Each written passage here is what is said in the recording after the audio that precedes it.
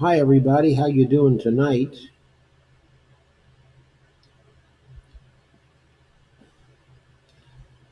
I can't quite see you yet because I'm spending a little time sharing, but I think you can hear me and I think you can see me. Anyway, I'll be with you in a couple of minutes.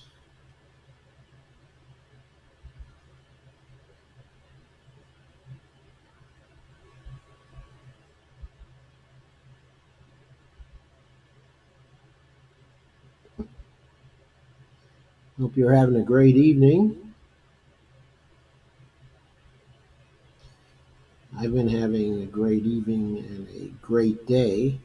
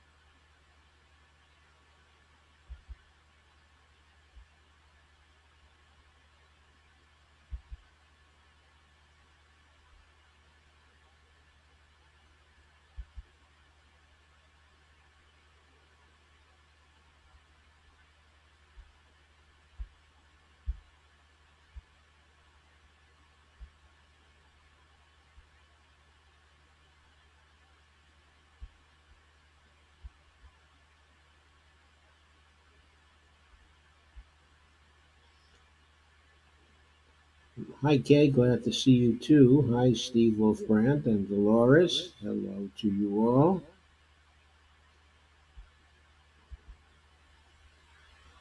I'll be right there now.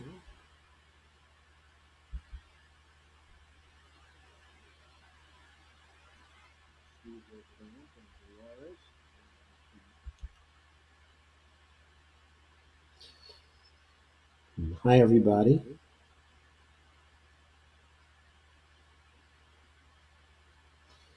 Thanks for sharing, Steve.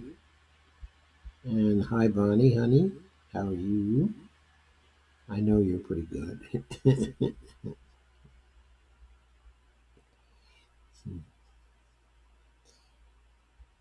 And Dolores has shared. Thank you, Dolores. And Steve has shared. Thank you, Steve.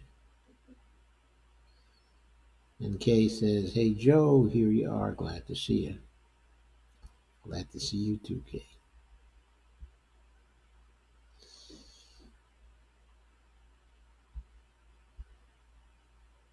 Okay, so today I wanted to talk about two things, only two things. The first is the ongoing impeachment process.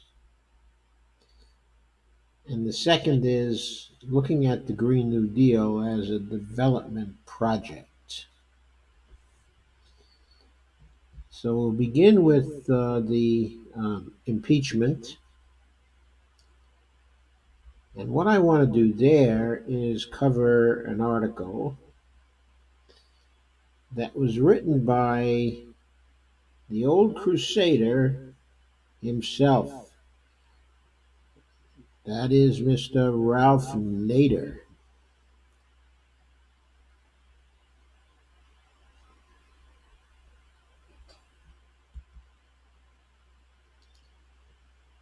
So let me get Ralph's article on the screen.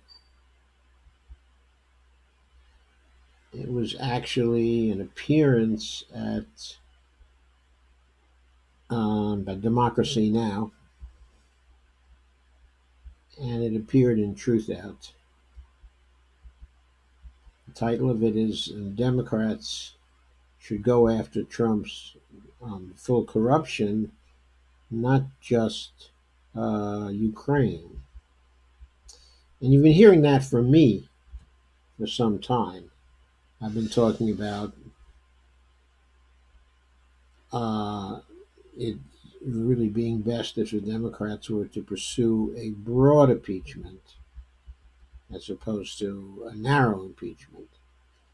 I always wanted a quick impeachment, but I also wanted a broad impeachment. And of course, Nancy Pelosi was against that, and she made sure, though I don't know if this is but completely irrevocable, she made sure, has made sure so far, that there wouldn't be a broad impeachment. So this is the transcript actually from Democracy Now. Okay, and Amy Goodman gives the background,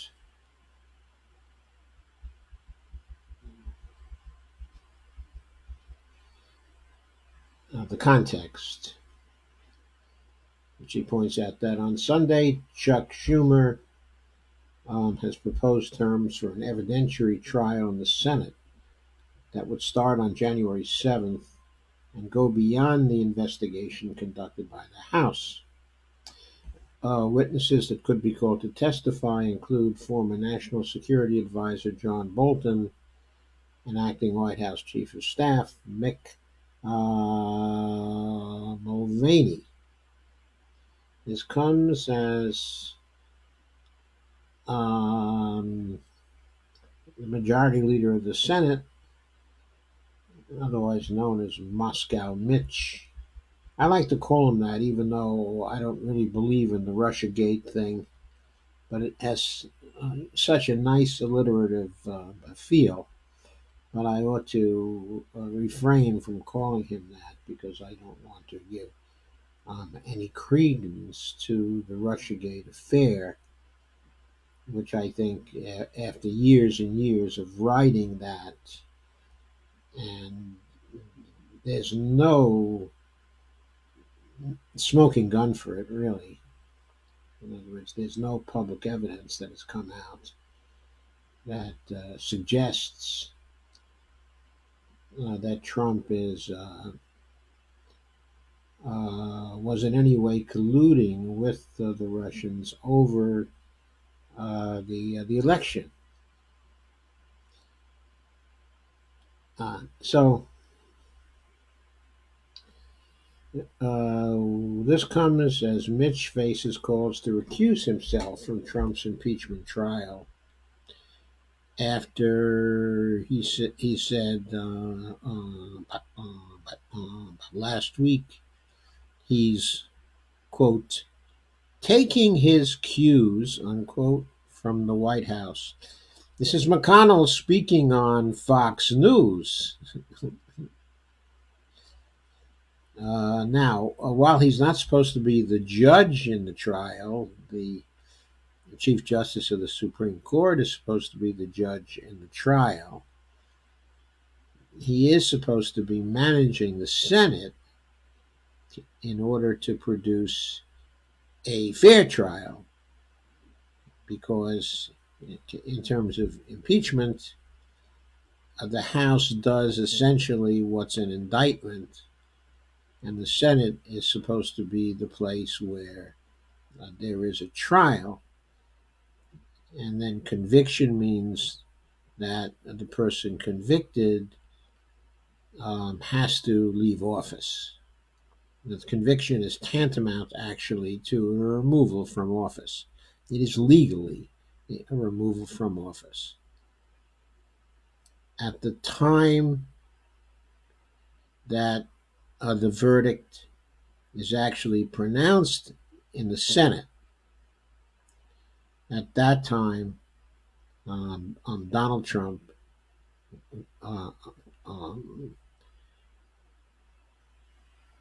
would be no longer the President of the United States. There's no time period for transition. Okay, there's nothing like that. The pronouncement of the Senate following an impeachment in the House then means that the President is no longer the President. So it's important for people to know that. Anyway, here's a quote from Mitch speaking on Fox News. Everything I do during this, I'm coordinating with the White House counsel. There will be no difference between the president's position and our position as to how to handle this. Now, the assumption of the Constitution is that the Senate is supposed to conduct a reasonably unbiased trial where every senator sits as a juror. And the jurors are supposed to be open-minded, come to grips with the evidence, and after due deliberation decide whether the sitting president shall continue as the sitting president. Okay. But Mitch says, no, I'm going to conduct this trial as if I'm the representative of the president. There'll be no difference between the president's position and our position as to how to handle it. And Amy Goodman then points up that also Lindsey Graham was questioned by Face the Nation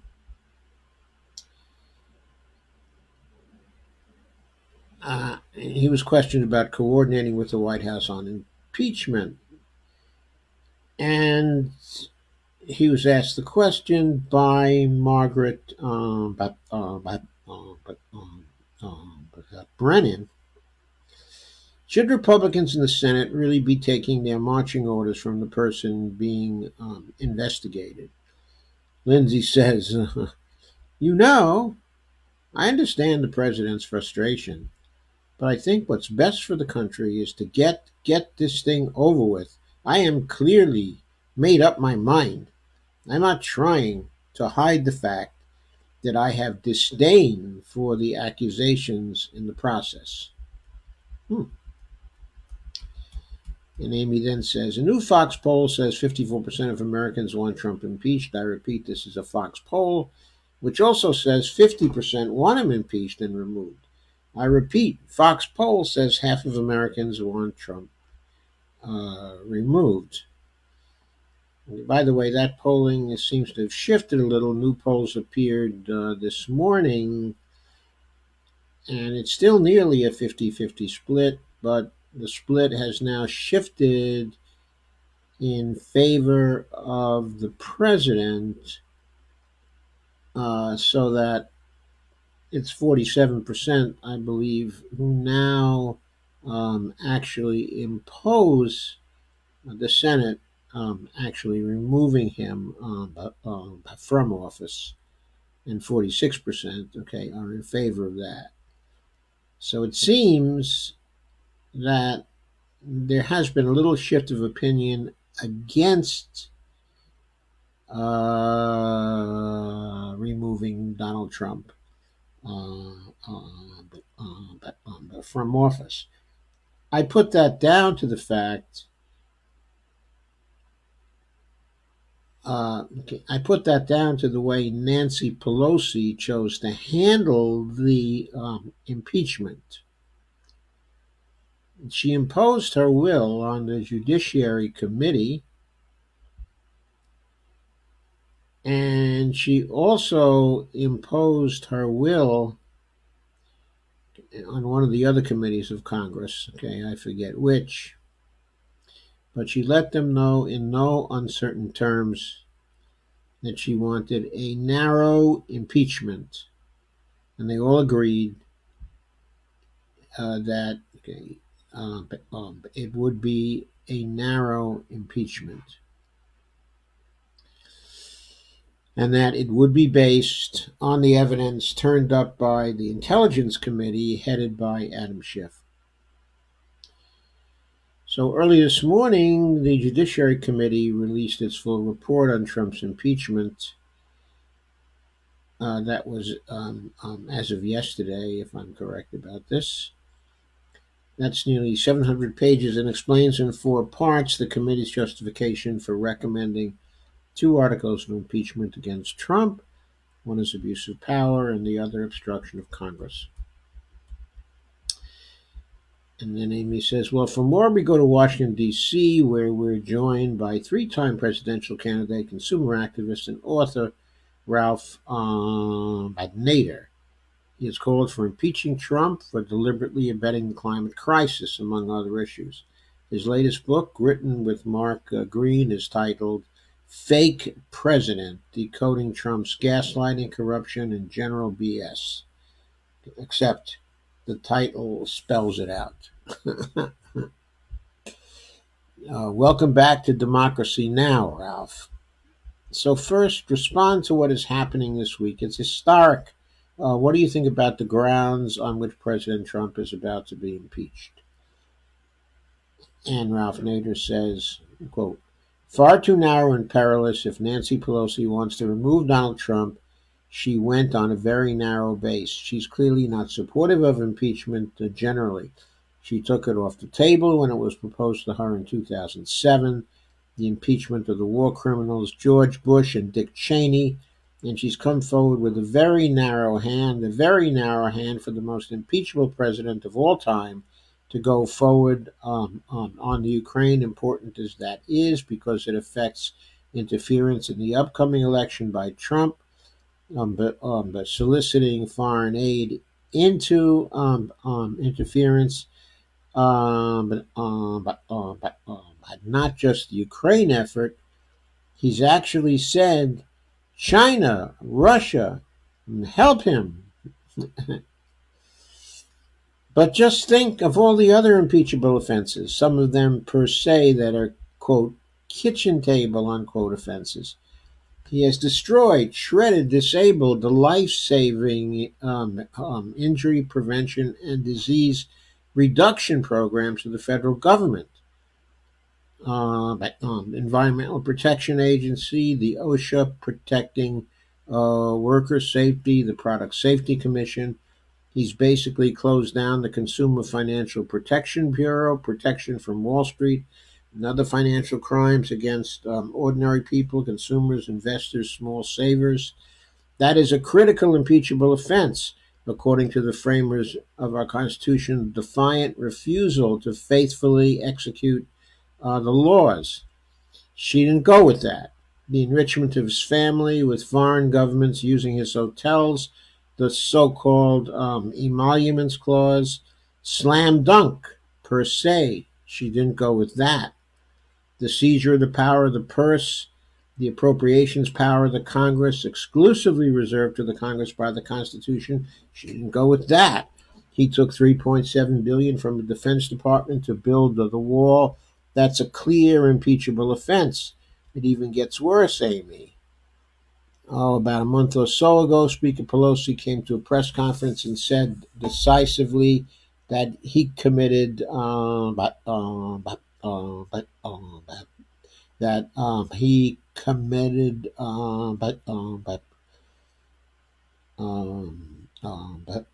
bribery. Said, quote, well documented, unquote. And she dropped the bribery impeachable clause. The whole obstruction of Congress is restricted largely to the Ukraine investigation, when he has the broadest contempt of Congress of any president, including, by the way, armed force in 9 countries overseas without any congressional declaration of war. And there's more as well. So the question is, why the Democrats didn't take a stronger stand and go with a strong hand that would have sharply increased public opinion because of the, quote, kitchen table, unquote, issues. The health and safety and economic situations that he has fostered. Just look, average life expectancy is down. The productivity of labor is down. Manufacturing employment is down under Trump. These are not impeachable offenses. But the point is that he's vulnerable on these points. And he's a lying machine. I always thought that Alexander Hamilton's definition, one of his definitions of high crimes, okay, and misdemeanors, was the abuse of the public trust. Consider this. He's a sexual predator. Where is Congress on that? They got rid of Franken and Conyers for 1% of what Trump has done. He's embroiled in all kinds of lawsuits by women who have sworn under oath that he's assaulted them and harassed them. Then you have the bigotry and the racism, which he follows up with. I mean, his policies come down very hard on the poor, okay, and minorities. And then you have his incitement to violence. If he's impeached, civil war. There will be riots in the street. And then you cluster those under serial but lying. He lies by the hour, lies by the day. He's averaging 22 lies, over 14,000 since he came into office. And you have an abuse to the public trust. People understand that. They don't want to have neighbors. They don't want to raise their children with this kind of model in the White House. Lying, misogyny, racism, incitement to violence. So she has forfeited a huge opportunity, not just to impeach Trump, but to remove him. What's the point of just impeaching him if you don't use the full arsenal of impeachable offenses? And a lot of people don't know, I've been down on Capitol Hill, and most of the Democratic members of the House Judiciary Committee opposed her narrow approach, but they were overruled. They were even backed by the chair of the Foreign Relations Committee, Senator, Congressman Engel, Elliot Engel, that is, by the chair of the Financial Committee, Congressman Waters. The obstruction of justice in the Mueller report, when he had about 10 documented obstruction of justices, that was even supported by her deputy, the number two person, Steny Hoyer from Maryland. So she overruled them all. And as a result, I don't think she's protecting those 10 or 12 new members of Congress from Trump. He's going after them already, and he's crowing. He's taunting her. He's saying, quote, Nancy Pelosi has the majority in the House, and she didn't go forward with all these charges. And don't you know why? Because they're all lies. They're all fake. That's why I've done nothing wrong, unquote. So he's taunting her, and he will do it before hundreds of thousands of people in his rallies in the coming months. A huge lost opportunity. How many opportunities has Nancy Pelosi lost over the years? Many huge lost opportunities. Amy Goodman, Ralph Nader, you also wrote a column saying, quote, Trump should be impeached for his climate policy alone as we come out of this COP25, this UN climate summit.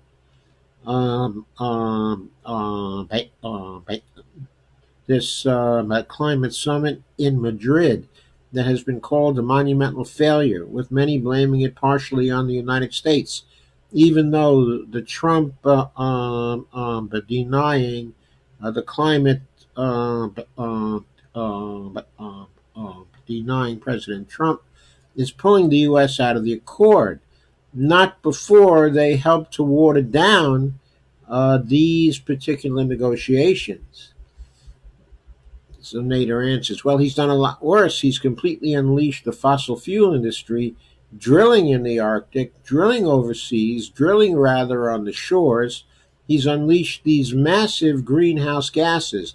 He had an opportunity as president either to ignore disruption of the climate and, quote, climate change, unquote, should never be used. It's, quote, climate crisis, unquote, quote, climate violence, unquote, quote, climate disruption,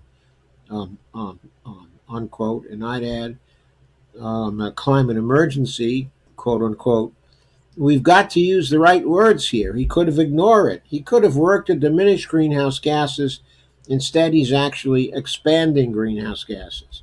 Now, the Pentagon, years ago, declared climate disruption as a national security danger, and they continue to do so. Even the Federal Reserve is beginning to speak up on this, but Donald Trump calls it a hoax. He calls it a Chinese plot. This is an instability. This is a psychiatric problem. This is a president who does not defend our country against the fossil fuel unleashed, uh, uh, a fossil fuel unleashed uh, a ravaging of nature with massive droughts and massive floods and ocean currents beginning to change and also melting glaciers and all kinds of critical assaults on the security of the United States, on its and its people, on farmers, on the poor, on the shore, all of that. And that's not an impeachable offense? I mean, what's the Congress up to here? And Amy says, "Well, Ralph," and Ralph says, "We're dealing here, yes? Let me ask you, even if they haven't gotten him on all of these different issues, yes?" Amy says, "Let's go back to Nixon.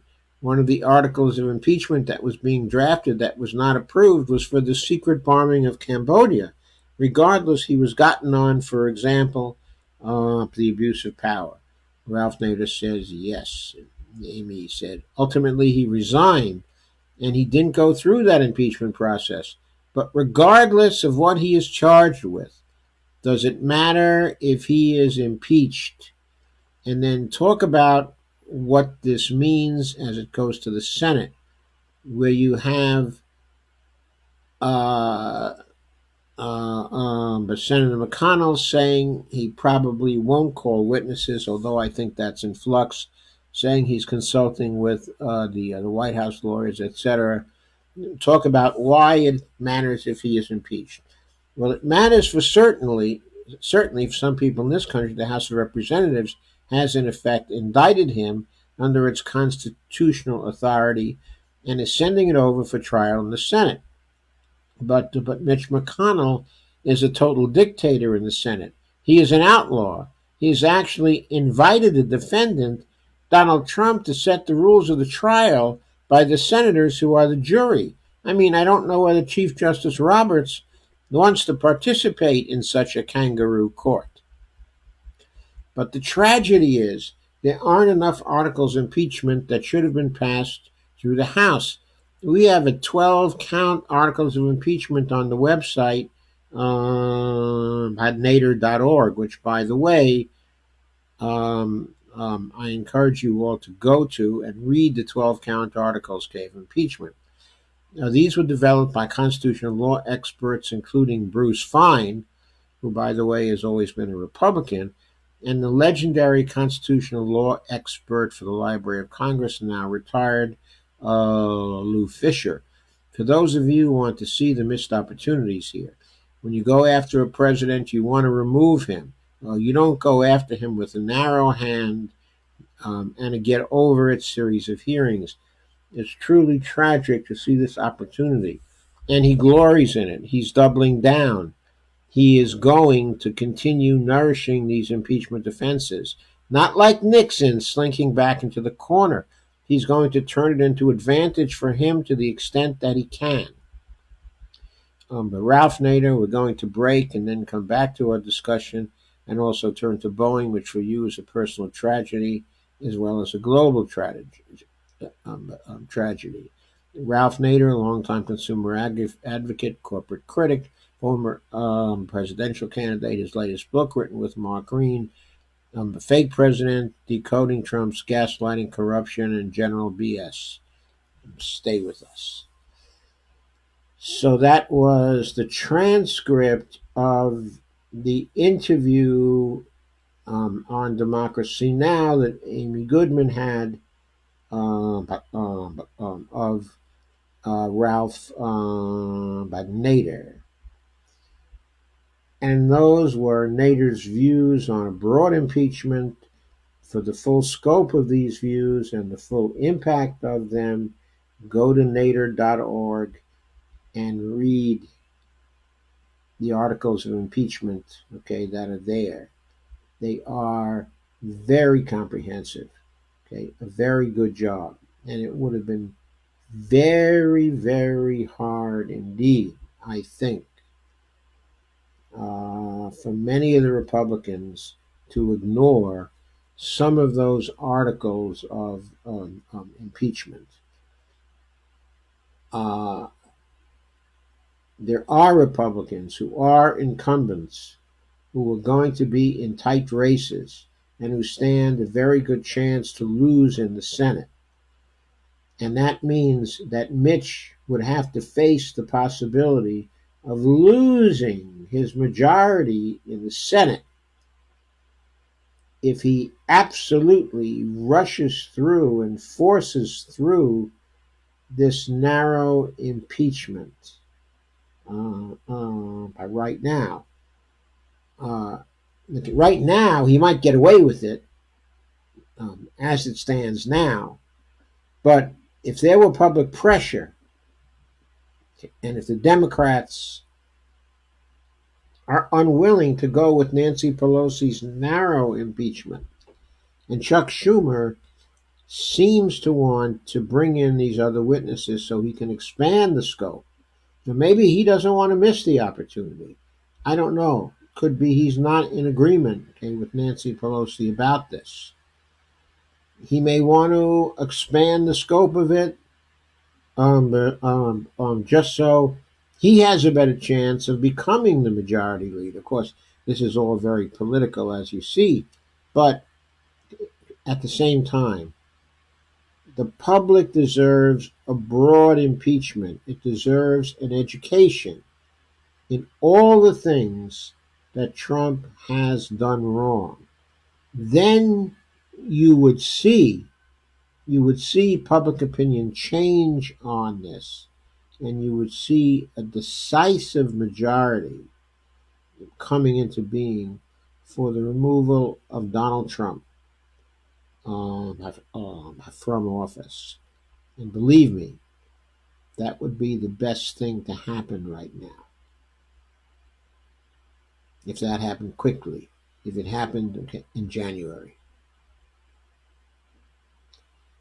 Anyway, there goes the first of my articles for tonight.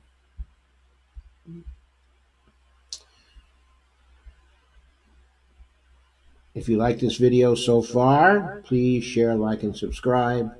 And please become a patron at www.patreon.com/Joe_Firestone. Oh, thanks, honey. Yeah, but Bonnie turned off the overhead light so everybody can see me better.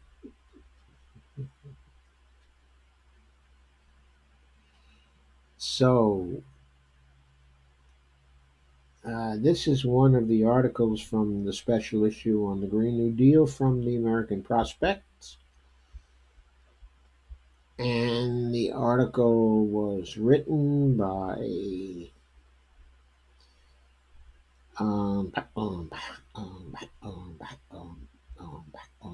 Harold Meyerson. It was published on December 5th of 2019, and it addresses the issue of the Green New Deal viewed as economic development. And I'll put this on clearly so you can see it better. Of all the campaign slogans that helped Democrats win formerly Republican-held offices in the 2018 elections, the only memorable one of Gretchen Whitmer, who was elected the governor of Michigan, was perhaps the bluntest. Fix the damn roads. At first glance, that may seem an unlikely guide to how to persuade Americans to enact the Green New Deal. Roads, like cars and trucks, at least until they're electrified, are so ancien regime. But then again, bikes, scooters, and pedestrians need smooth roads and sidewalks too. And Americans at all points on the political spectrum agree that their nation's sagging infrastructure needs shaping up. Our potholed roads, our crumbling bridges, our go-slow rails, our combustible grid, our drafty energy inefficient buildings, our lead-laden water systems, our porous flood controls, and beyond the merely infrastructural, our befouled air and our roasting planet, they all need fixing, do they not? And how about our economy, which even amid a decade of job creation, isn't creating the decent paying blue collar jobs it used to? It could use some fixing too. Okay, and by the way, Harold Morrison, throughout his very long career, uh, which shows very often as a columnist for the Washington Post, was the only labor guy in their house.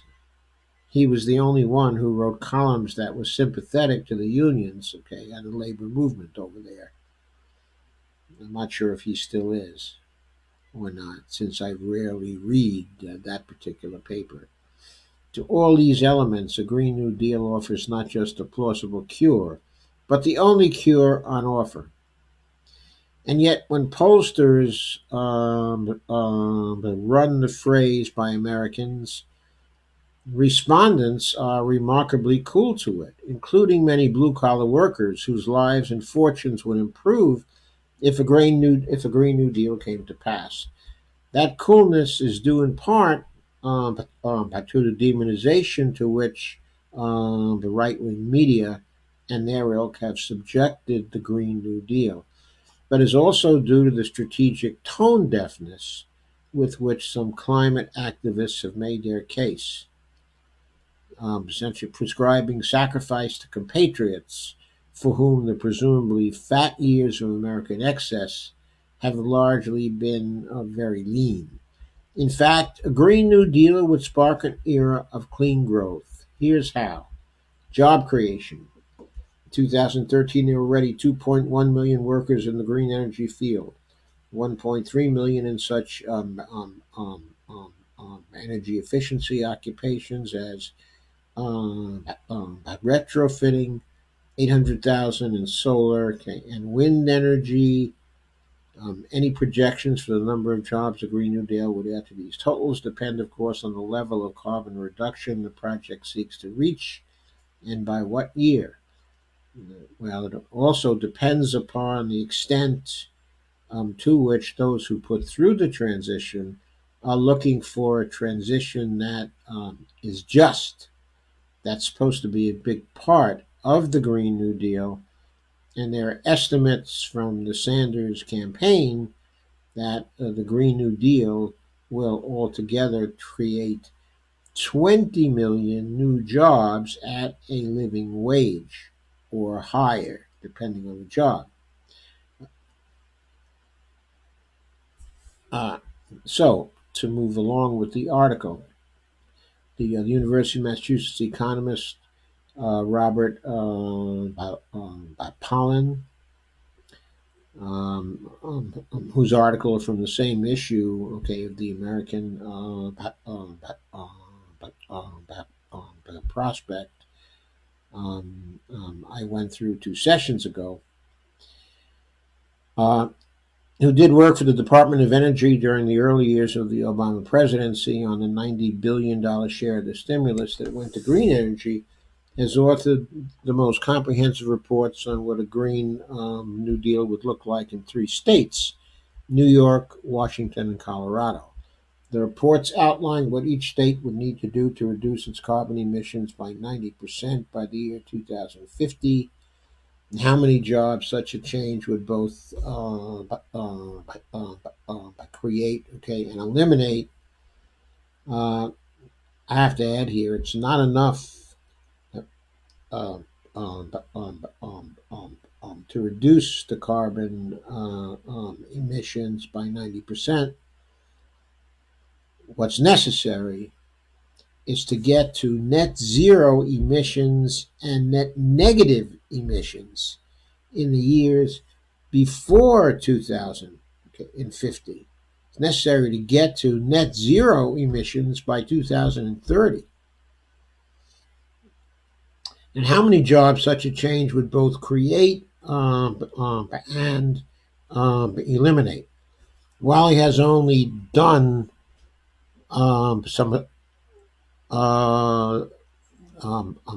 the preliminary work on a nationwide report, Pollen estimates that if the federal government set that 90% by 2050 target and allocated the funds that are required to reach it, it would create roughly 5 million new jobs in the first year of the project, rising to 7.5 million in later years. Now, the number of new jobs, that by the way, is considerably under the 20 million job estimate of the Sanders campaign. Now, admittedly, that 20 million job estimate was not set by Pollan, but by some of the MMT economists, who are advising the Sanders campaign on what impact the federal job guarantee would actually create on the economy.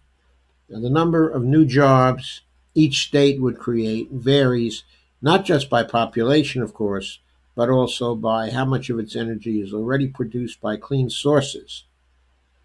In his studies of the three states, Pollen estimates that New York would see an increase of between 1.8% and 2.5% of total jobs from a Green New Deal program.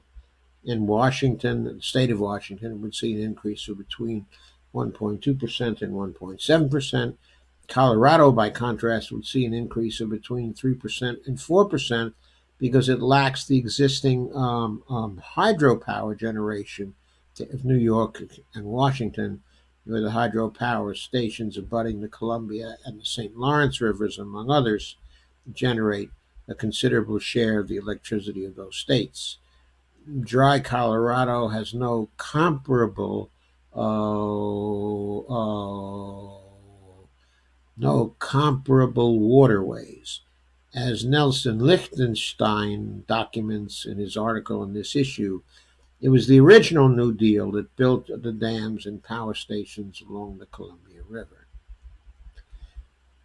Our potholed roads, our crumbling bridges, our go-slow rails, our combustible grid, our lead-laden water systems, our befouled air and roasting planet, they all need fixing, do they not? That's a quote from the article. Based on Pollan's three state reports, it appears that a very rough one-third of the jobs the Green New Deal would generate would be blue-collar construction jobs, while the others would be jobs maintaining, running, and administering wind and social power.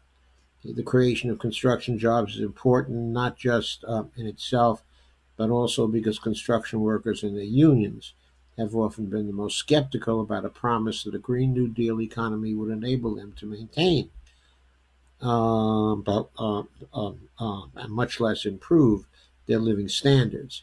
Indeed, in some states, construction unions are allied with oil companies in opposing the Green New Deal by the Green New Deal initiatives.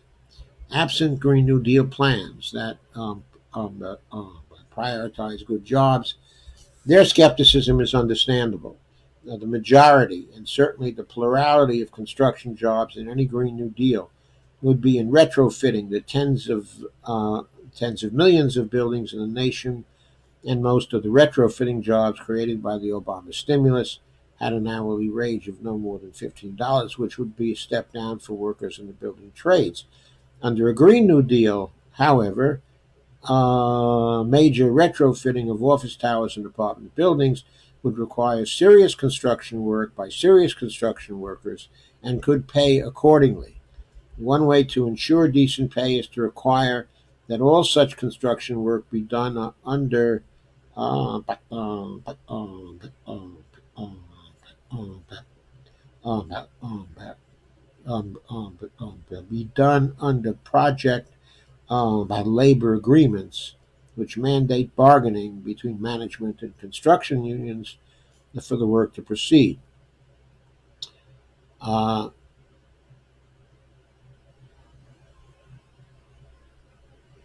And the other thing, okay, that could be done is that could be mandated that work be covered under prevailing wage legislation, which currently exists in 28 states, which requires the payment, okay, of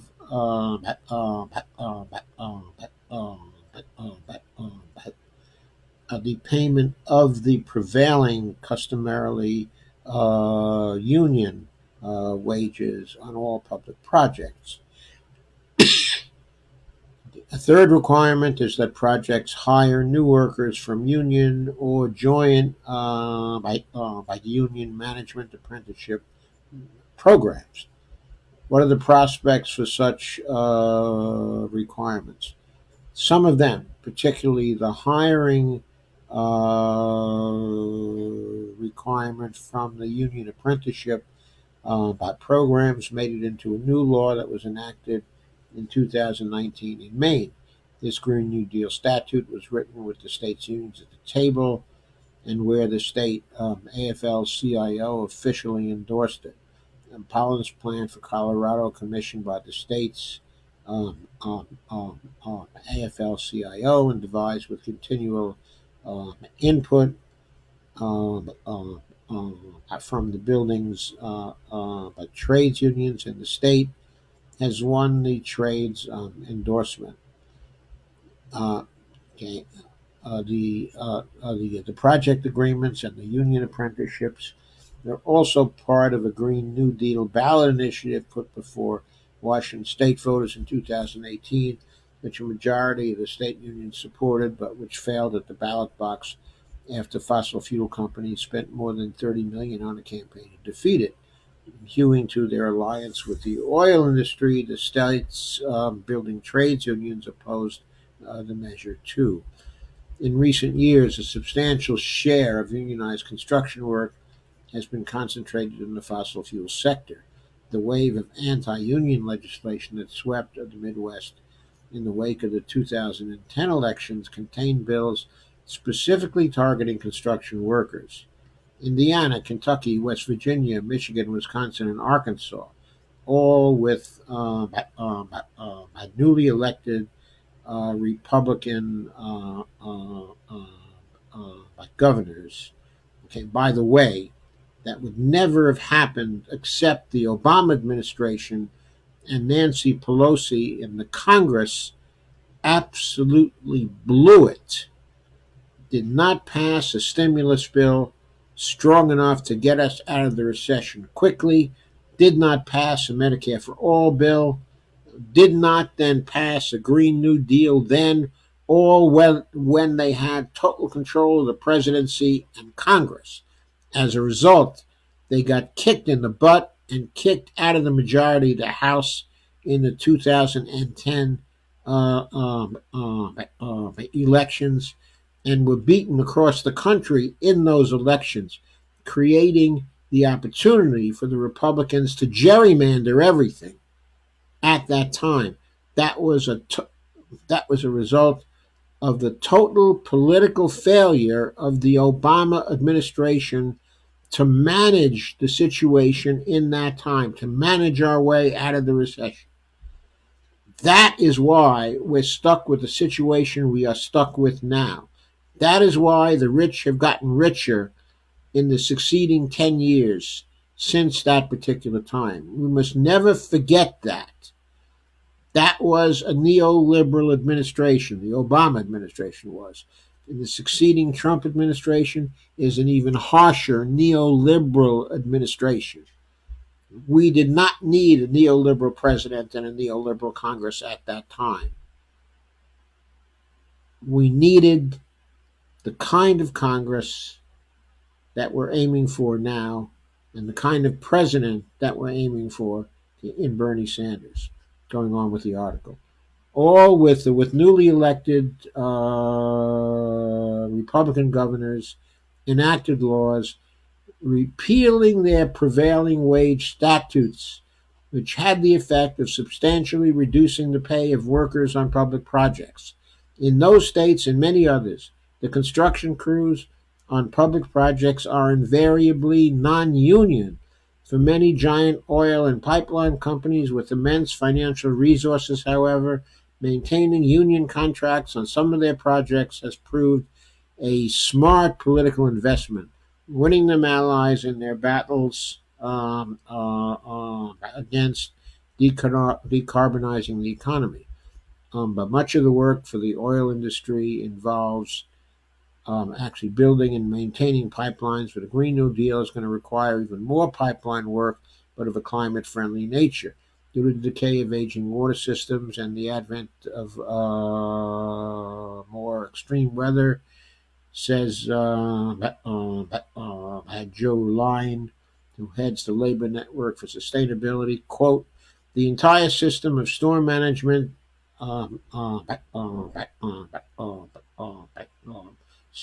storm management the entire system managing storms, okay, and the delivery of fresh water needs to be rebuilt, unquote.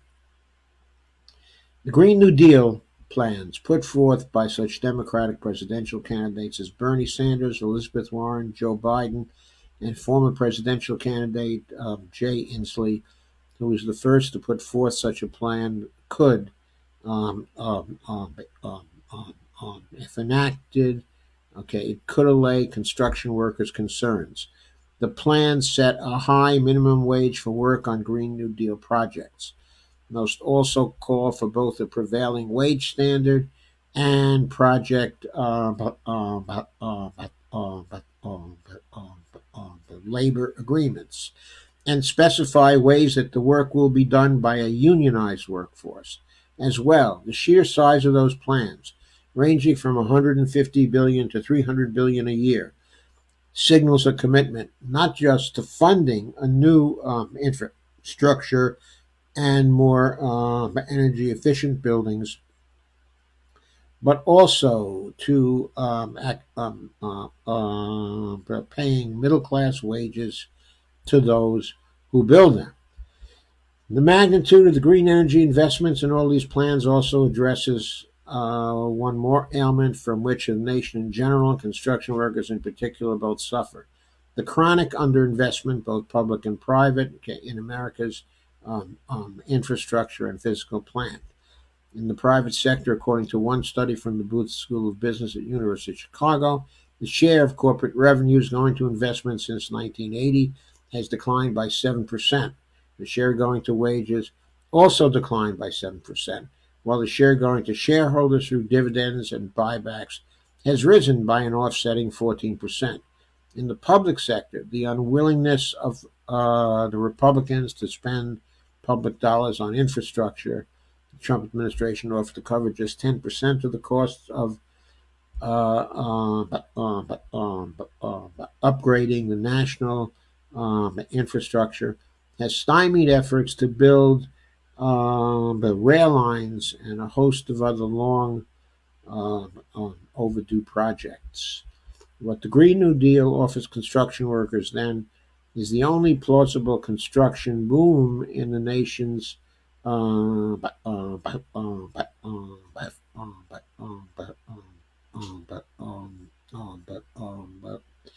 the nation's future, assuming the Democrats take the White House and Senate next year. If the project is undertaken and keep the House, if the project is undertaken along the lines of the plans laid out by Jay Inslee and his fellow Democrats, it effectively guarantees union jobs at union pay with union benefits. Quote, uh, our addressing the climate crisis can be a full employment plan for the building trades far into the future, says Uline. Quote again, we need to do a better job of making that case, unquote. Then there's a section on job loss and just transitions. How Myerson says, in 1977, the congressman to whom labor most looked to advance its interests, San Francisco Democrat by Phil Burton, who, by the way, was the mentor for Nancy Pelosi, who first got her involved in politics. Just a side fact here that would greatly expand the Redwood National Park in California's North Coastal region. The expansion, however, would have cost more than 2,000 loggers their jobs. Despite his indisputable bona fides as labor's champion, Burton quickly became the target of the California union movement's rage. As I documented in the Prospect Summer 2019 issue, Burton came up with a plan to compensate the loggers until and unless they found comparable work. Under the plan, the loggers would receive full pay and benefits from a federal fund for up to 6 years, up to 11 years for the older workers. Thus, amendment, the Burton bill was endorsed not just by the Sierra Club but also by the Loggers Union, though the Association of Chainsaw Manufacturers remained opposed and was enacted into law. The Redwood Park solution was largely forgotten, but the particulars of its arrangements for the workers who lost their careers now reappear in various Green New Deal proposals.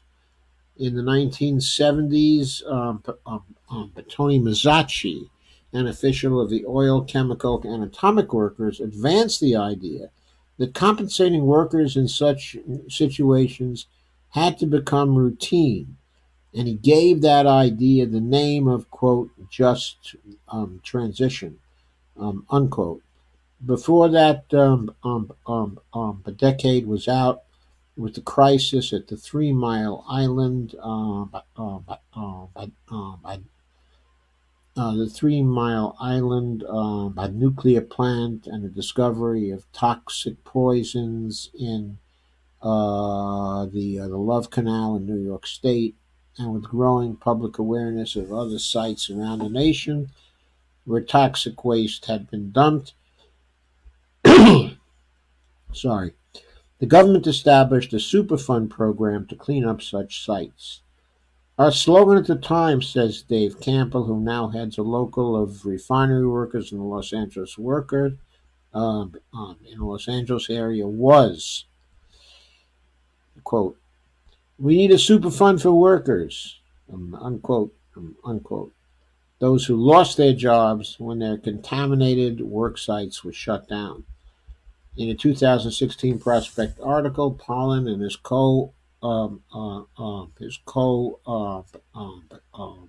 author Brian Kalachi tallied the number of workers in the nation's fossil fuel industries.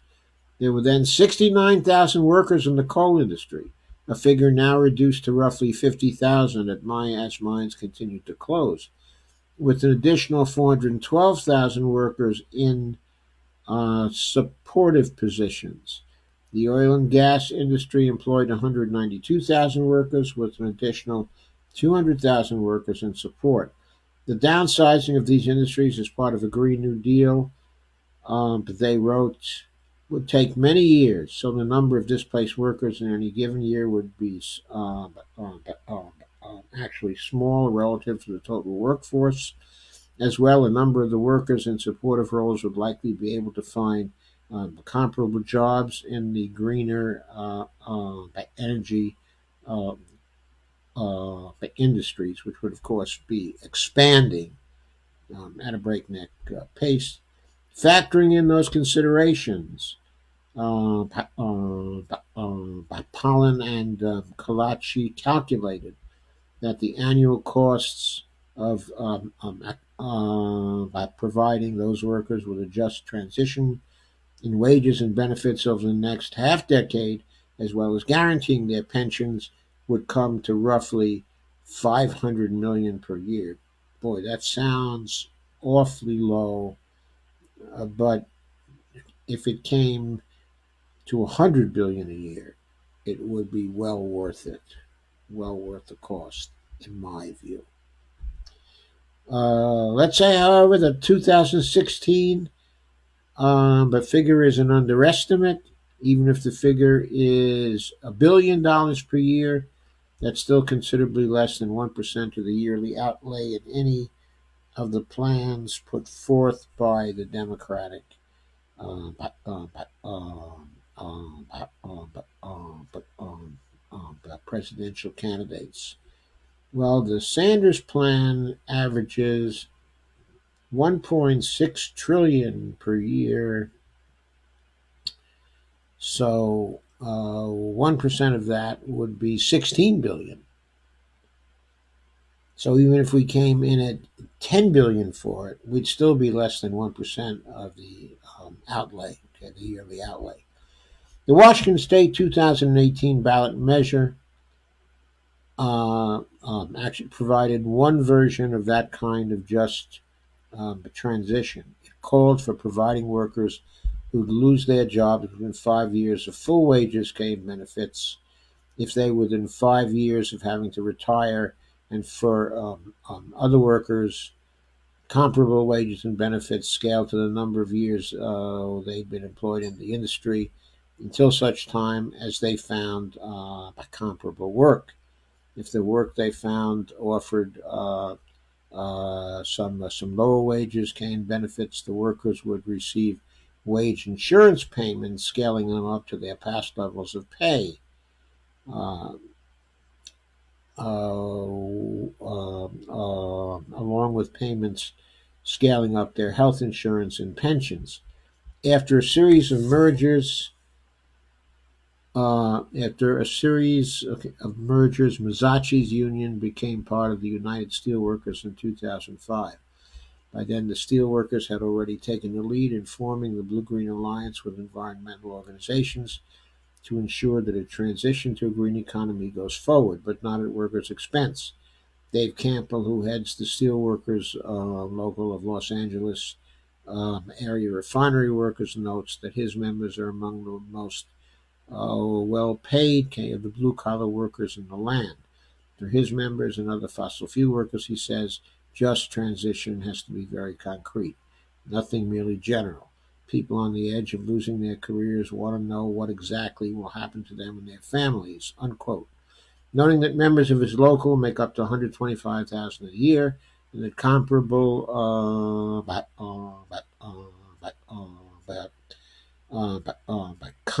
blue collar jobs are very few in number, he asks, quote, do we expect them to take jobs in movie theaters? Unquote. Quote, no family will sacrifice themselves for someone else's family, unquote, Campbell says. And quote again, but for the future of our children and their children, we are willing to make sacrifices together, unquote. A very understandable attitude. Next section, fixing communities. When the oil, chemical, and atomic workers first began looking for allies in their struggles to win just transitions for members, they were losing their jobs as plants were shuttered as toxic hazards. Campbell recalls, quote, we did a probe of the environmental organizations we could partner with. We basically decided that the environmental justice wing of the environmental movement was more promising. It was working class. It was in our communities, and it understood our need to put food on the table, unquote. And of course, those communities were often devastated by the closures and also often bore the brunt of their proximity to the toxicity, which of course was a health problems. Historically, such communities have a disproportionate share of people of color. In Los Angeles, for example, oil refineries are clustered in the heavily Latino community of Wilmington. In the 1960s and 70s, the center of the city's Latino population, East LA, was divided and hemmed in by the greatest concentration of freeways in Southern California.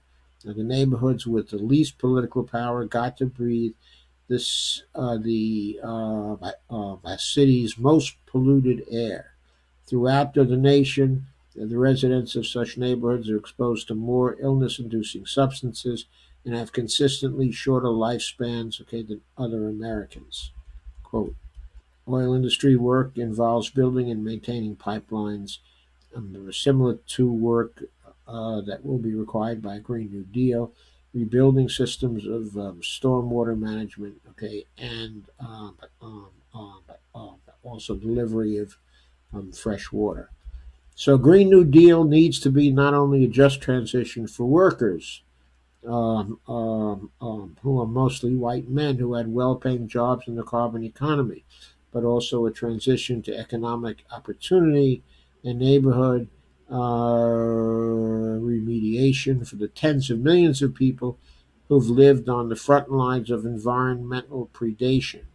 Accordingly, the Green New Deal plans put forth by Democratic candidates and outlined in Pollin's three state proposals include funding for those frontline communities that have suffered most from the fossil fuel economy. In the 2018 Washington ballot measure, state of Washington, of course, fully one-third of the state's Green New Deal outlays would have been spent in communities disproportionately impacted by uh, um, um, um, disproportionately impacted by carbon pollution. In formulating the measure, says Jeffrey Johnson, who then headed the state's AFL-CIO, the chief concern of the drafter was, quote, how do those disproportionately impacted by carbon pollution and climate but, but, and but, and also climate but climate but disasters come out of this hole, unquote. The drafting process in Washington included the representatives of those chiefly minority communities, as well as labor, business, and environmental activists. Had the measure passed, the disbursement of Green New Deal funds would have been controlled by a similarly diverse group. A governor-appointed commission with members from those communities would have been charged with directing 1.3 billion annually to various projects. The prospective grantees, says Johnson, quote, had to show their projects would lower emissions, would pay prevailing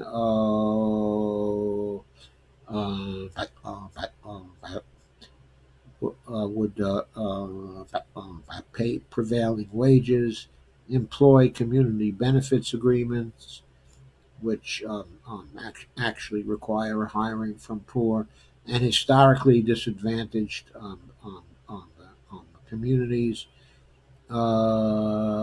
use union apprenticeship programs, buy domestically produced products and materials, and respect tribal sovereignty. It would have put real people in charge of in charge of real money, unquote. In that sense, the Green New Deal should and can be both a top-down and a bottom-up project, using government funds derived from taxing and bonding to meet urgently needed environmental standards arrived at democratically, and dispersing those funds through processes involving the impacted communities of workers and residents. Like the original New Deal, it affords America an opportunity to remake itself into a more egalitarian and prosperous nation. It is at one and the same time the way to fix the damn roads and the only way to save the planet. Now that's, I think, an interesting closing thought. And I think that was a fine and very detailed article with a lot of good proposals in it. and a distillation of the experience that people have had over the years in providing some justice um, um, um, during a transition out of one industry into some other work. There was a lot of experience that was packed into this article, and a lot of interesting, and useful facts that we ought to keep in mind when we consider the implementation of the 21st century Green New Deal, which of course is what we're aiming for at this point. So now let me consider your comments. Let me change my view.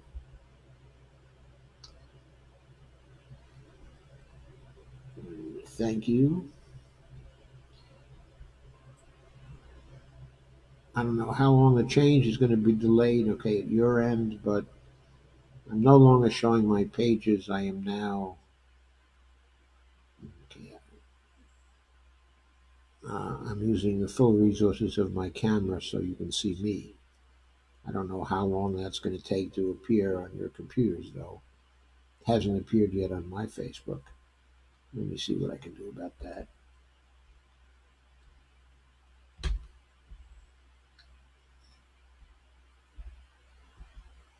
Am I there yet? I don't know. Well, anyway, we'll go without it for a while and live with it. Oh, there I am. Okay. Okay, here we are. Let's see who we got. Steve Wolfbrand mentions The Rising and Useful Idiots. Yep, I watch both of those shows. They're excellent shows. And Case says Amy Goodman and Democracy Now! Is a good show. Yep, it certainly is. Russ has joined. Hi, Russell Gorman. How are you? And Steve Wolfbrand says, in my opinion, impeachment is a joke. Let's just elect Bernie. Okay, impeachment is a joke in the way it's being carried out at this point because Nancy Pelosi has gotten hold of it. But the general idea of impeachment, is not a joke. Every day Donald Trump is in office, he does damage to somebody. Okay, the election and then his replacement, in office is still more than a year away. It is still 13 months away until he would be replaced. Okay, and there's a transition period. And the transition period is dangerous because a president can declare martial law during the transition period. Okay, let's say Trump should actually lose the election. He decides he wants to remain, as president. He's still president after the election. He's president until January, what is it, 20th or 21st. Okay? During that time, he's the acting president. He's the commander in chief. He can do all sorts of damage and all sorts of things to all of us during that period of time. On the other hand, if he were impeached and convicted now, conviction by the Senate would immediately remove him as the President of the United States. It would immediately stop a good portion of the damage. Now, I know Pence is going to continue a lot of the stuff we've been seeing. I know that because Pence is a mean and ideological man. But Pence just doesn't have the support, and he will not get the support. Okay, because even though to you and I, Trump is not very charismatic, to his followers, he is very charismatic. And he can call them out. And Pence, as far as we know, as far as his previous career is concerned, has exhibited no such talent, no such talent at all.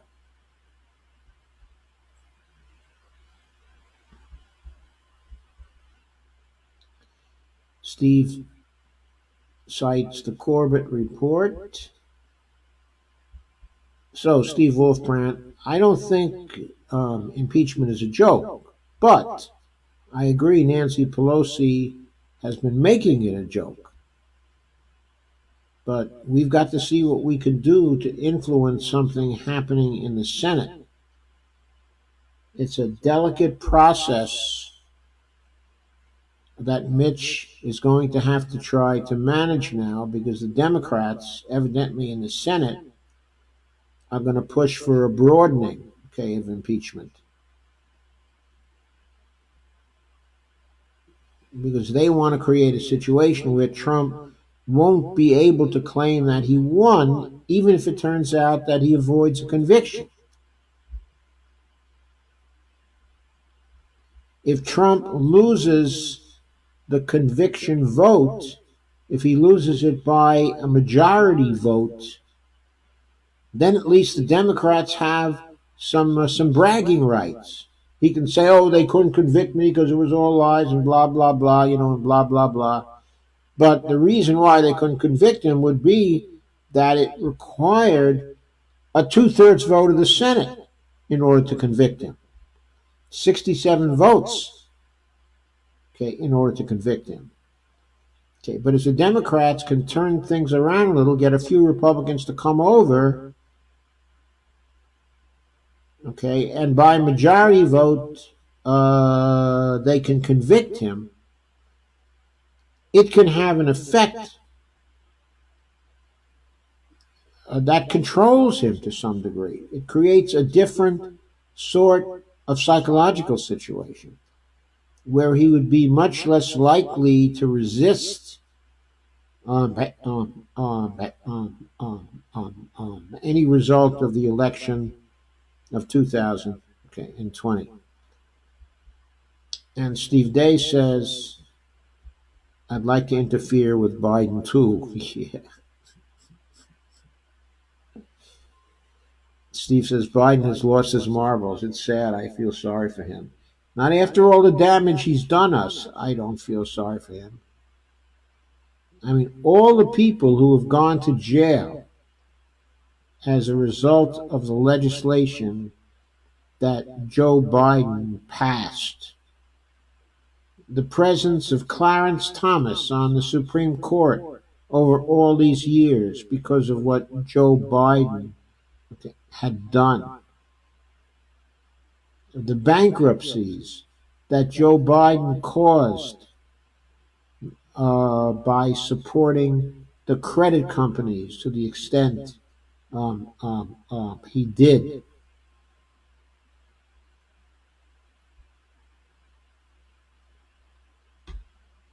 The deaths that were caused by his support of the wars.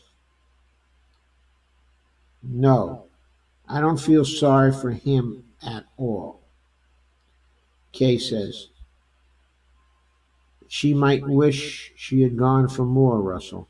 I think the truth is that Nancy Pelosi does not want Trump to be removed, and she's willing to have the Dems smeared to achieve that. Now, yes, I agree. What she's been aiming for is she's been aiming for a situation where Trump would have an asterisk next to his name, and where the idea that he was a bad president was reinforced to the extent that whichever Democrat was the candidate for president, they'd be sure to beat Trump. I think that's what she wanted. That was her ideal situation.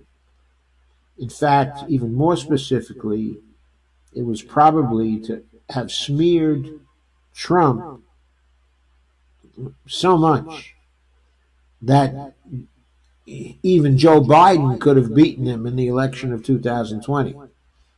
I think that's what she's been trying to manage.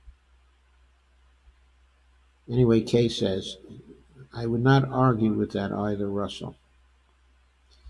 L. Stephen Day says, full arsenal, Nancy not. I don't think Nancy has a full arsenal anymore.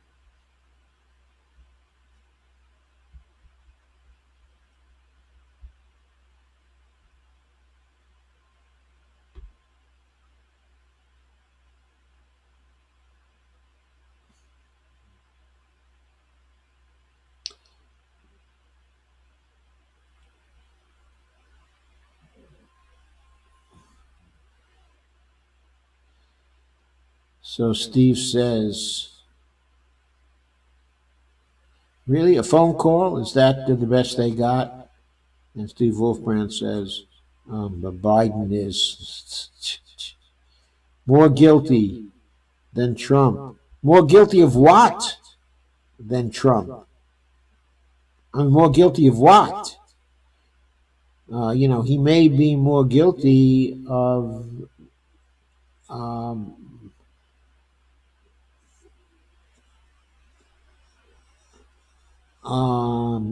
he may be more guilty of essentially taking a bribe from the Ukraine than Trump is. I mean, I don't, actually know about that. But if we consider the across the board offenses, I don't think he's more guilty than Trump. And Kay says, okay, Obama was corrupt. Biden, okay, is corrupt. Steve says Trump won't be removed. Okay, it's a waste of time. Steve, it depends on how it goes. But after all, the Democrats are not going to pass any legislation in this particular period anyway. As long as they're passing legislation out of the House, which they are doing, I mean, it's not very good, but it's about as good as we can get out of the House, okay, at this point.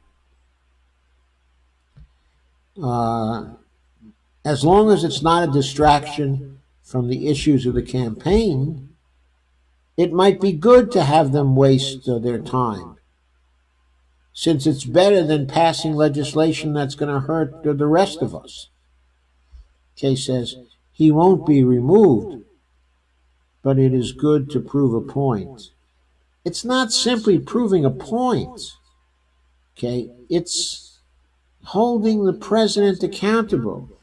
If you think that what's happening now is not holding Trump accountable,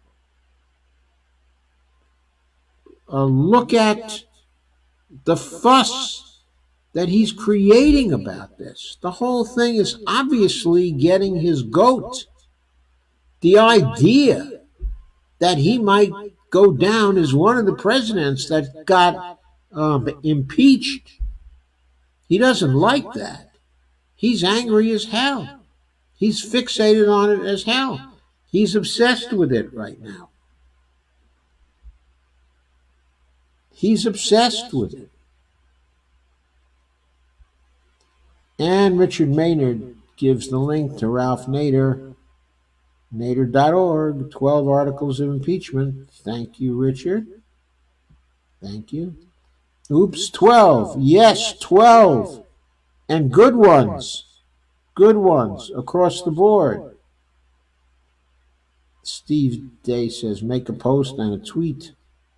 Indeed. The Republicans can call up Biden and Hunter, okay, as witnesses, okay, and ruin them, which is fine with me. They suck. Yeah, that wouldn't be a bad result. See, it might not be a waste of time. Okay, at all. If they get rid of Biden, okay, and Hunter, and they teach the establishment Democrats a lesson,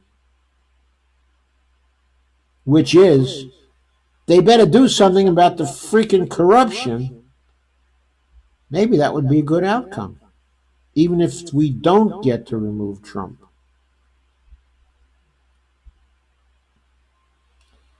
Case says North Carolina had the largest solar development on the East Coast when I lived there for over 20 years. I don't know what the situation is now.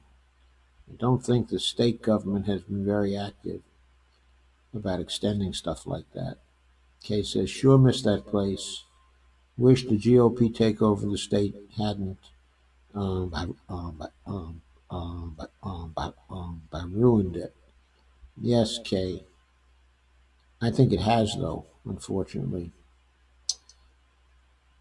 Okay, and Maynard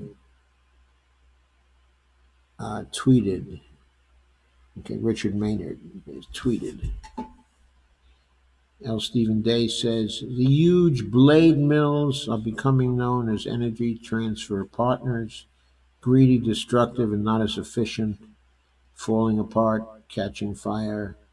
Small is beautiful.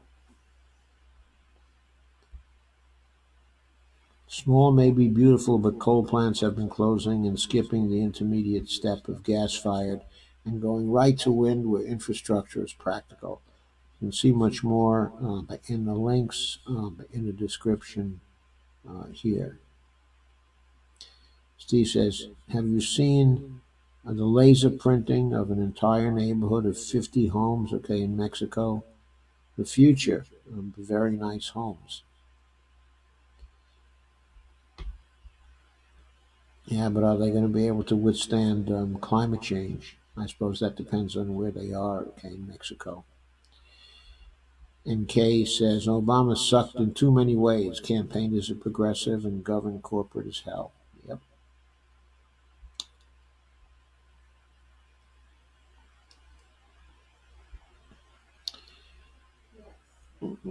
Kay says, Obama says he will interfere if Bernie looks like he will get the nomination too. Jackass. Yeah, what's he going to do? I mean, he wasn't able to stop Trump. How's he going to stop Bernie Sanders?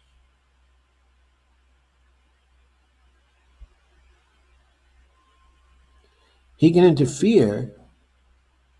He maybe can even cause or help the Democrats to rig the nomination process so Bernie doesn't get in.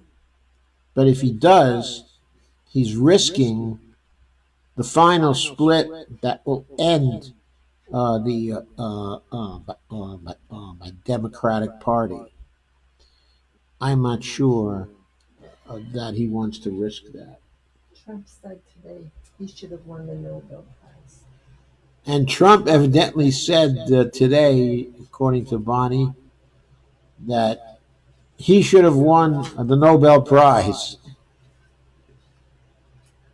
Instead of that teenager. Instead of that teenager, Greta Thunberg.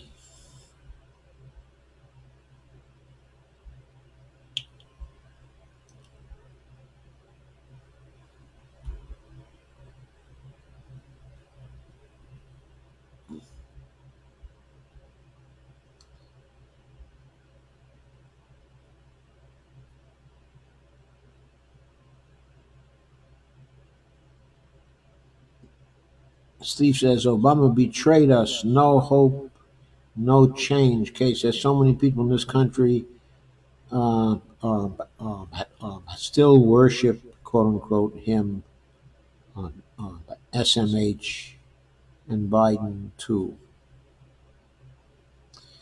Steve says Obama betrayed us, no hope, no change. Kate says, how can people be so stupid with all the online sources of info these days? I'm computer stupid for the most part, but I get my news, Kate, and the truth mostly.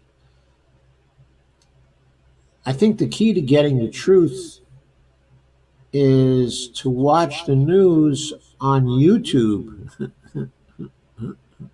because there are so many different people, offering news, and you can sample a bunch of conflicting opinions, okay, on everything. And when you see the conflicting opinions, then you have a much better basis for making judgments yourself.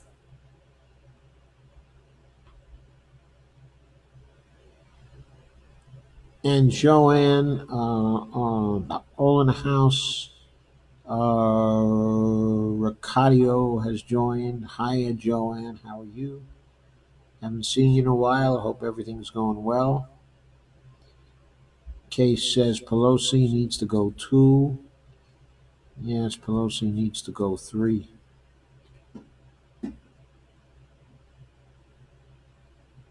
Case says, I believe that, Steve, when I lived in low income housing in downtown Canton, Ohio, I saw and talked to the homeless every day, all over that area. I followed a group on Facebook. Can't keep this steady, sorry. And Kay says, nobody wants to help anyone anymore. SMH, the old hippies like me are gone for the most part, turned into yuppies who don't give a damn about anyone in need. I noticed that too, Kay.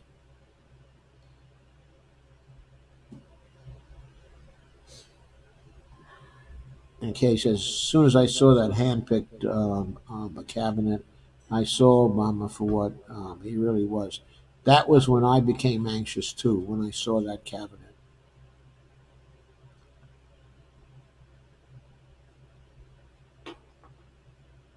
Even in the small city of Canton, Ohio, homelessness is a sad thing. And Randy Hedgebeth has joined. Hi, Randy. Nice to see you. Steve says, you should see my neighborhood. 20% are homeless. Oh, my God. Kay says, nobody wants to help anyone anymore. SMH. Kay says, I believe that, Steve. When I lived in low income housing in downtown, I saw and talked to the homeless every day all over that area. I follow a group on Facebook called Occupy Homeless. People from everywhere are on there. I'm on the edge myself. And Nancy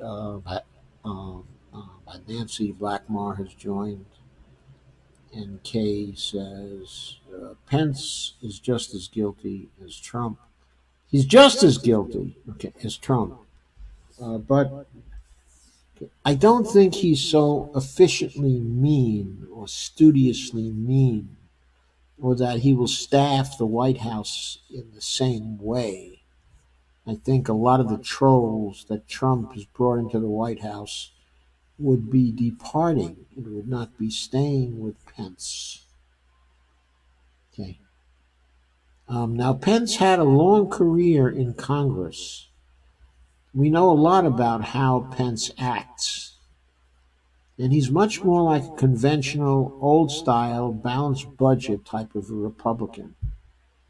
And he can be moved with pressure. His colleagues can move him to change things. He likes things like institutional protection of the House of Representatives, where he served for so many years. Uh, he's a part of the political system, normal political system, and he is influenceable, and he is much more likely to appoint people who have experience in the system and who are more on the political side of things, even if it's the corporate political side, rather than hiring directly out of the corporations, as Trump has.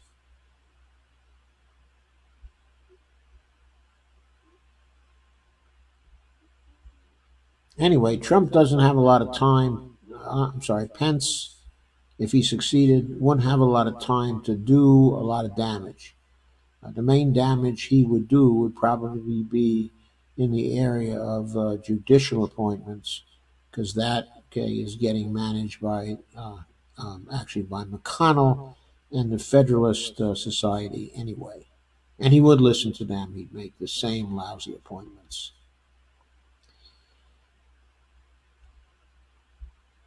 And Steve says that love Bonnie, give her more airtime.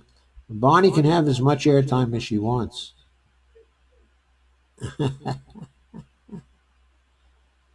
Kay says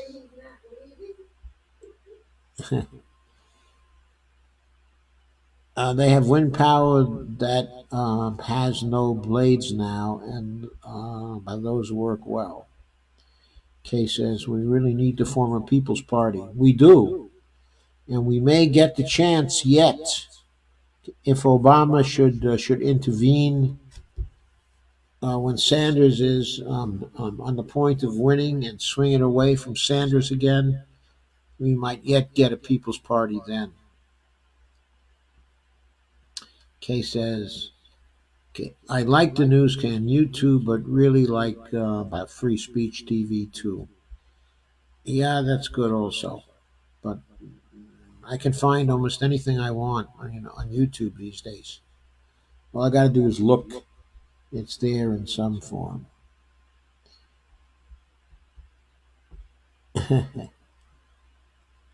And Kay says, yes, Pence has ruined Indiana and will finish off the U.S. too. Pence, when he was appointed as vice president, had become really pretty unpopular, okay, in Indiana. I think if he had run again, okay, in Indiana, that he would have lost, okay, at that point. No, I have a friend, okay, who's in the military. Uh, he was a neighbor of mine, okay, at first, okay, and then he became a friend, okay, in Alexandria. And so he was shifted over to Indiana for a few years and lived there. Since then, he's come back here. Okay, and unfortunately, uh, he's going to be having to ship out. Okay, at the end of January for another tour of duty. But the point being, uh, he would tell me about the situation. Okay, in Indiana and how unpopular Pence was. So anyway, I don't think we have any more comments. I think we're at the end of the comments. And I'm running about an hour and 40 to 45 minutes at this point, right? Something like that. So I think I'm going to say good night. I'll be back tomorrow night with more scintillating stuff. Kay says that's why he was selected in the Trump campaign.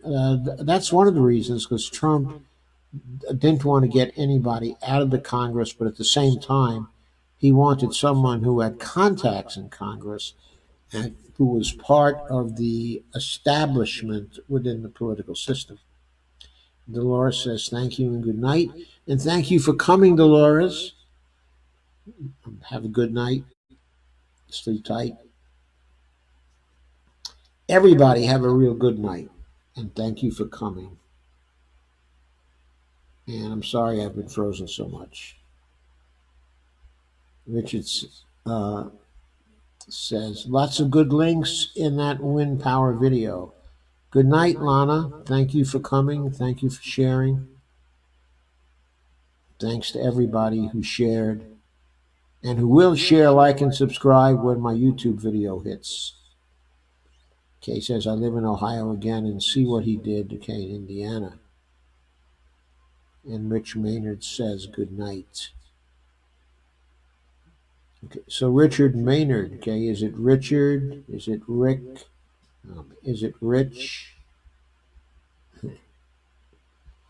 Anyway, thank you for coming.